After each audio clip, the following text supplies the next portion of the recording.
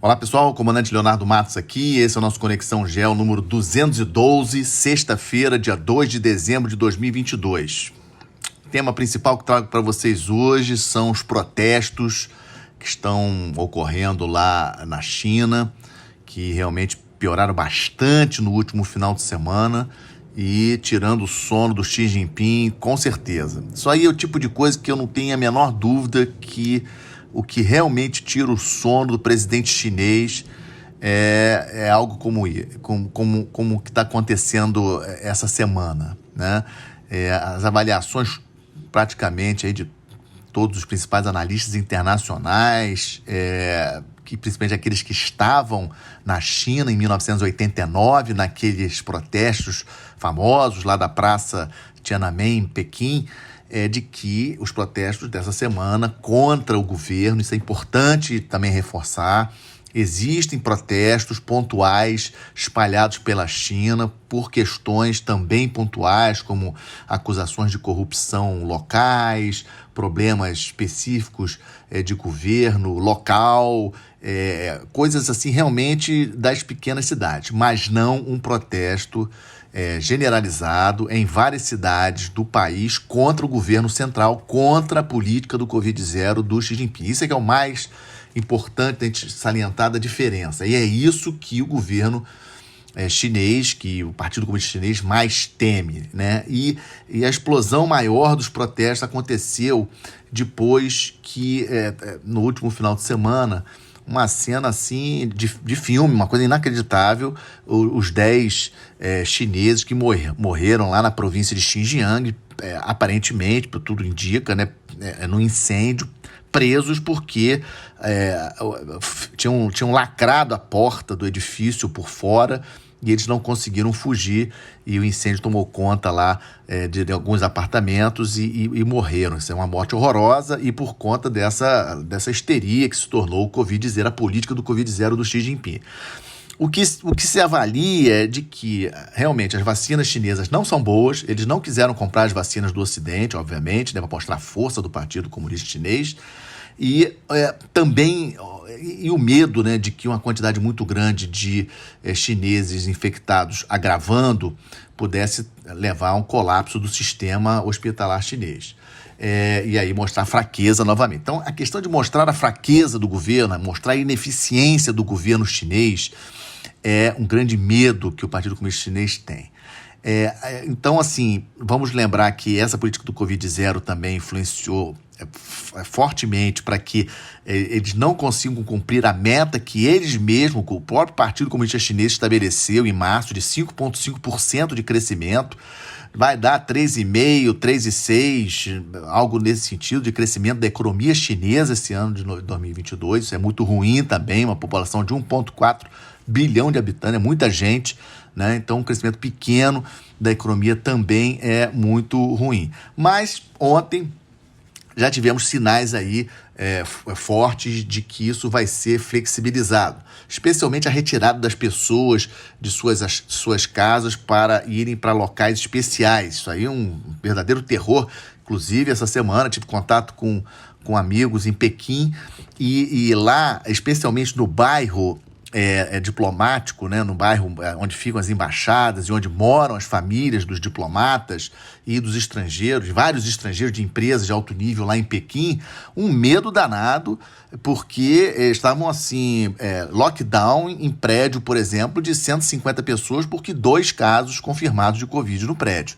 Ninguém pode sair dos seus apartamentos, né? Um papel na porta, eles podem receber comida, podem receber até o porteiro que leva aos apartamentos, mas muito medo dos moradores de serem convocados a sair forçosamente de seus apartamentos para irem para esses centros, né? Então parece que isso já vai ser flexibilizado, o que é positivo. Só para vocês terem uma ideia do nível de loucura, a televisão chinesa ela não está transmitindo os jogos da Copa do Mundo online, ao vivo, né, para poderem editar as imagens e tirar as imagens dos torcedores que não, por causa de que por eles não estarem usando máscara. Então está nesse nível de loucura. Lá também da China, algumas outras informações, um lançamento exitoso de uma espaçonave chinesa um foguete chinês levando para a estação espacial do país, lembrando que a Estação Espacial Internacional, Estados Unidos, países europeus, inclusive Rússia também, mas existe a Estação Espacial Chinesa, que está praticamente pronta, e 3 astronautas chineses foram levados ao espaço essa semana para trocar a tripulação, os 3 que estão lá na estação chinesa. Os 3 que foram vão ficar por 6 meses, mostrando aí a força da China aí no campo espacial. É um dado importante. E também um dado interessante, a questão do treinamento essa semana inédito entre bombardeiros nucleares, aviões bombardeiros de grande porte nucleares russos e chineses, primeira vez que ocorreu isso, inclusive com pouso cruzado, ou seja, esses aviões pousando nos aeroportos dos outros países, ou seja, um avião russo pousando num aeroporto chinês e um chinês pousando no aeroporto russo, ou seja, aumentando o entrosamento entre China e Rússia nessa parceria aí que eu já venho falando nos outros podcasts. Vamos seguir acompanhando essa questão da crise na China. China, país importantíssimo, lógico que temos que acompanhar. Em relação à segunda parte do nosso Conexão dessa semana, a atualização do conflito da Ucrânia, reunião dos ministros de Relações Exteriores da OTAN na Romênia, garantindo apoio à Ucrânia, apoio militar, reconstrução do país, mas sabemos que nos bastidores muita discussão em relação a até quando esse conflito, né? Essa é a grande questão. Os europeus, obviamente, muito preocupados por causa da questão do inverno, né? O inverno é o grande temor, com racionamento de energia em vários países, questão também até do número de mortes. Há uma previsão de aumentar o número de mortes na Europa em função do frio, porque vejam, com preços altos, né, de energia, as pessoas deixam de utilizar o aquecimento para poder economizar energia, e pessoas que até moram sozinhas, etc., acabam morrendo até de frio. Então há uma expectativa, um estudo lançado na The Economist no último final de semana, mostrando aí a expectativa de, nesse inverno, morrerem mais pessoas do que já morreram na guerra da Ucrânia, né, combatendo. Há uma estimativa de que cerca de 60 mil militares no total, somando ucranianos e russos, morreram nesse conflito. E os números lá da Economist falando de 80 mil mortos por frio na Europa nesse inverno. Então é uma questão séria, uma questão importante. E também sobre essa questão aí do conflito, na parte militar não tem muita novidade. Mas na parte econômica, mais uma notícia: o Catar e a Alemanha. E aí também vale aí a gente lembrar que no primeiro jogo da Alemanha nessa Copa, os jogadores colocaram a mão na boca, né, na hora da foto oficial, a título de protesto, em função aí da questão dos direitos humanos no Catar, que a FIFA tinha proibido os jogadores de falar qualquer coisa contra os direitos humanos no Catar. E aí os jogadores da Alemanha, na fotografia, levaram a mão à boca, né, em sinal de protesto contra a questão da censura. Eu até comentei isso no Conexão Gel da semana passada. E essa semana a Alemanha e Catar fecharam um acordo importantíssimo para a Alemanha de fornecimento de gás pelo Catar a partir de 2026 até 2041, que vai equivaler mais ou menos, em média, 3% do consumo anual de energia da Alemanha nos próximos anos. Ou seja, um acordo, sem sombra de dúvidas, importantíssimo. Para a Rússia, uma derrota, né? A Alemanha, principal consumidor do gás russo, antes do início dos conflitos, isso aí vai deixar de ser, já deixou de ser, na verdade, e o Catar aí fechando esse acordo até 2041. Lembrando que a Alemanha se comprometeu a estar carbono zero, emissões de carbono zero, a partir em 2045, e esse acordo com o Catar vai até 2041. Né? Então vamos também seguir acompanhando essa questão. E ontem o Charles Michel, que é o chefe do Conselho Europeu, lá da União Europeia, esteve com o Xi Jinping. Né? Ou seja, lembram que o Scholz, o chanceler da Alemanha, já tinha estado com o Xi Jinping, o primeiro líder europeu a estar em Pequim com o Xi Jinping, e agora o Charles Michel também mostrando mais uma vez, como eu já tinha falado anteriormente, quando o Scholz esteve lá, o chanceler alemão, da importância da China na parte econômica para a Europa. No quadro Estamos de Olho, também falando de Europa, mas dessa vez com os Estados Unidos, o Macron foi lá ontem, um evento de grande monta, né? Foi recebido aí com pompa e circunstância lá pelo Biden, e lembrando a vocês que a França é o maior aliado militar dos Estados Unidos em termos de poder militar, né? Eu considero a França acima do Reino Unido em termos de capacidade militar, em termos de poder militar de uma maneira geral. Vocês sabem que a França faz parte da OTAN, juntamente também com o Reino Unido, Estados Unidos, etc. Então esse encontro aí da França do Biden com o Macron lá em Washington é importantíssimo.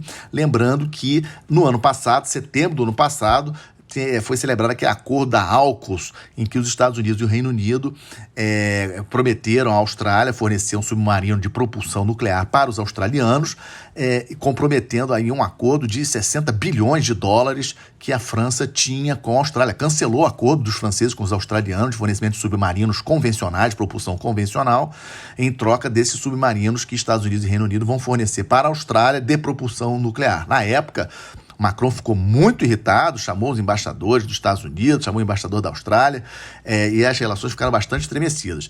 E a gente não pode esquecer que na época do governo do presidente Trump, lá nos Estados Unidos, as relações dos Estados Unidos com a Europa já estavam ruins. Ou seja, a chegada do Biden no início do ano passado foi para um dos objetivos principais de política externa do Biden, de restabelecer as boas relações com seus aliados, especialmente os europeus.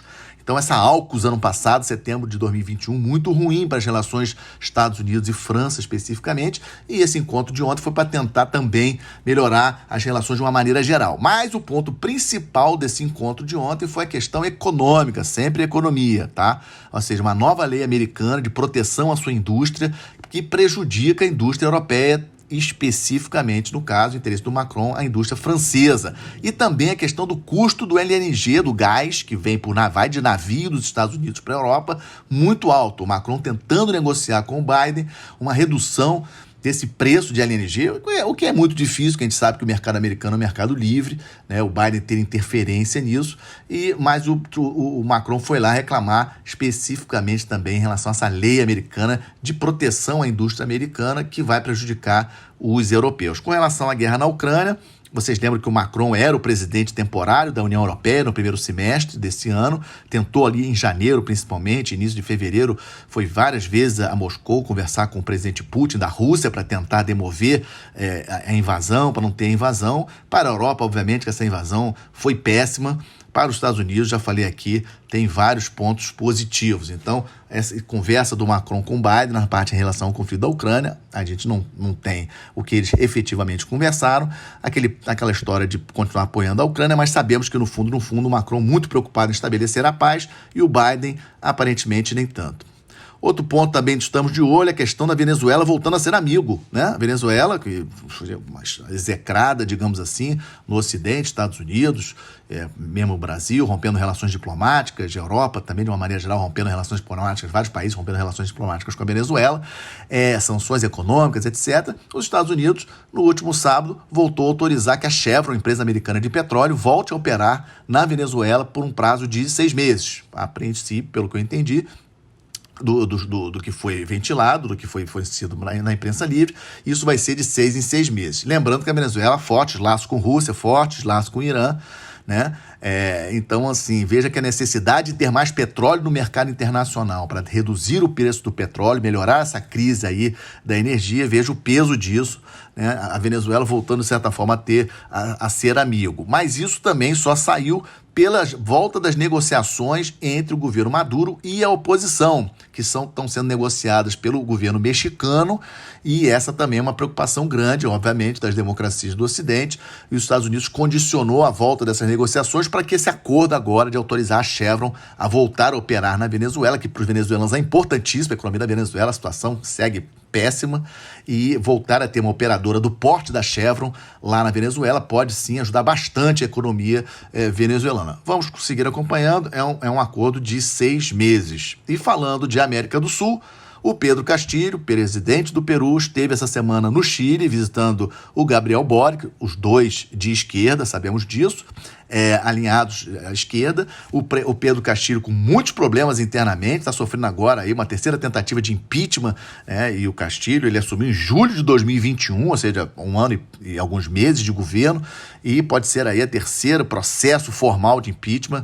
O Congresso do Peru está analisando. Então, o Pedro Castilho bastante complicada a situação dentro de casa, enquanto que o Boric também com uma aprovação muito baixa, né? Saiu uma pesquisa também essa semana, aprovação do Boric 24,6%, desaprovação 61%. Os dois se encontraram.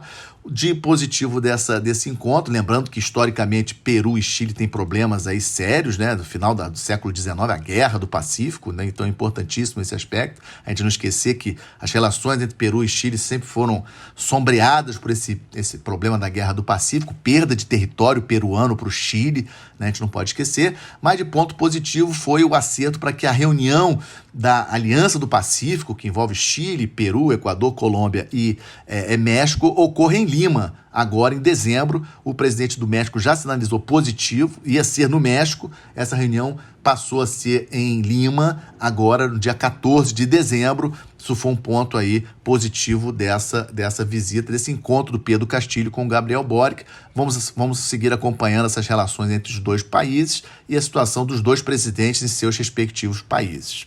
Fechando nosso Conexão Geo dessa semana, como sempre faço, 64 anos de um tratado mais exitoso do mundo, o Tratado da Antártica, dia 1º de dezembro de 1959, ele foi assinado em Washington. Essa semana aí completamos 64 anos do tratado. É um tratado aí considerado aí dos mais exitosos, ou seja, preservando a Antártica como um espaço apenas para a ciência, sem exercícios militares, sem teste de armas, sem uso de armas nucleares, etc., sem exploração mineral, mas lembrando que a gente não sabe até quando isso vai, né? O Brasil completou esse ano 40 anos do seu programa Antártico, uma marca importante, esse ano um ano importante.